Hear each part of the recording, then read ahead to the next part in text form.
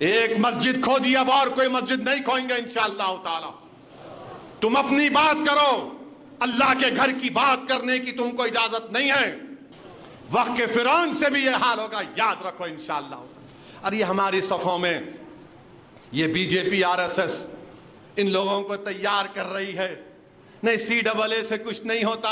ارے تمہارے کو سی double A کی سی نہیں آتی، تمہارے کو سی ڈبل اے کا فل فارم نہیں معلوم، تم کو N R C N P R نہیں معلوم، نہیں مسجد پہ بات چیت ہوں گی، کیوں؟ مسجد تمہاری باپ کی جائیداد ہے۔ تم کو شریعت نہیں معلوم، تم کو کچھ نہیں معلوم، اور بی جے پی ایسے لوگوں کو تیار کر رہی جن کو نہ شریعت سے کوئی واسطہ، جن کو نہ قرآن اور سنت سے کوئی واسطہ، نہ سمجھ ان کو، نہیں کچھ نہیں ہوتا، مسجد پہ بات چیت کرنی چاہیے۔ ارے اپنا گھر کا سودا تم کر لو، مگر یہ اللہ کا گھر ہے، اس پہ کوئی بات چیت نہیں ہو سکتی ہے۔ ایک مسجد کھو دی، اب اور کوئی مسجد نہیں کھوئیں گے انشاءاللہ تعالی۔ تم اپنی بات کرو، اللہ کے گھر کی بات کرنے کی تم کو اجازت نہیں ہے۔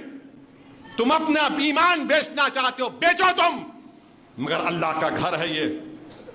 تم کو کوئی حق نہیں دیا کہ کوئی کسی مسجد کے بارے میں بات کر سکے، اور ہماری ذمہ داری ہے، ہم مسلمانوں کی ذمہ داری ہے کہ ہم مسجد کو آباد رکھیں۔ کون کہہ رہا ہے؟ اللہ کس سے کہہ رہا ہے کہ مسجدوں کو آباد رکھو؟ ہم سے کہہ رہا ہے کہ تم رسول اللہ صلی اللہ علیہ وسلم کی امت ہو، تم اللہ پر یقین کرتے ہو کہ اللہ تمہارا رب ہے، تم آخرت پر یقین کرنے والے ہو، اور تم کسی سے نہیں ڈرتے سوا اللہ کے، تو مسجدوں کو آباد رکھو۔ میرے بھائی مسجدوں کو آباد رکھیے۔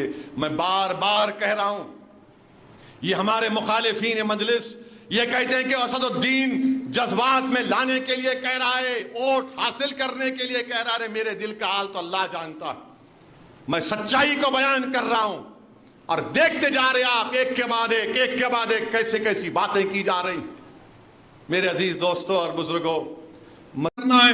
اب آپ دیکھیے آسام میں قانون بنا دیے وہاں پر بی جے پی والے۔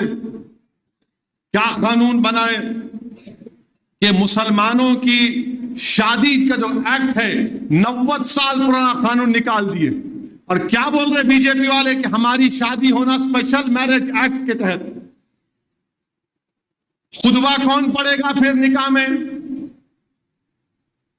اور پھر مہر کون دے گا دلہن کو؟ یعنی اب آسام میں اگر مسلمان شادی کریں گے قانون کے لحاظ سے تو نہ قاضی صاحب رہیں گے خطبہ کے لیے، نہ دلہن کو مہر ملے گا۔ تو پھر یہ تو اسلام کا بہت بڑا رکن ہے، یہ مہر دینا دلہن کو۔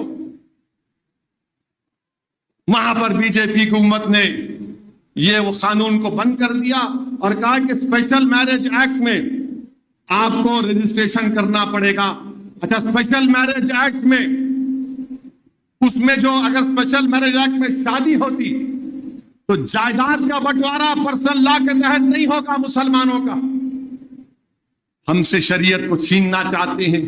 مہر تو غائب ہو گیا، تو مہر معجل دینا پڑتا، اگر فوراً دے رہے تو دے دو، یہ دیے، بعد میں دے رہے تو وہ بھی لکھنا پڑتا، غائب ہو گیا، نکال دیا بی جے پی نے وہاں پر۔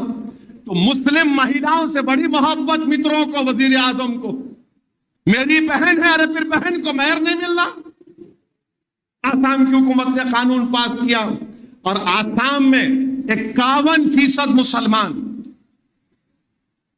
51% مسلمان ٹاپ کے 20% غریبوں میں آتے، 51% مسلمان، اور غیر مسلم کتنے آتے؟ 1/3 خالی، اور غریبی کی وجہ سے شادی ہوتی۔ اور پھر گورنمنٹ کا ڈیٹا یہ بولتا ہے کہ